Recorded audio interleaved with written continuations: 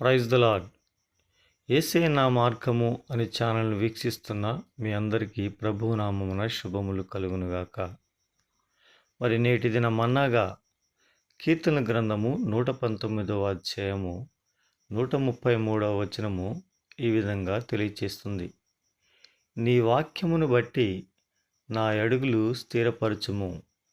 ఇక్కడ లేఖన భాగంలో కీర్తనకారుడైనటువంటి దావీదు గారు మాట్లాడుతూ ఆయన వాక్యాన్ని బట్టి ఆయన అడుగులను స్థిరపరచుకోవడానికి ఆయన ప్రయత్నిస్తూ ప్రార్థిస్తున్నాడు. దేవా, నీ వాక్యాన్ని బట్టి నా అడుగులు స్థిరపరచుటకు సహాయం చేయమని అడుగుతున్నాడు.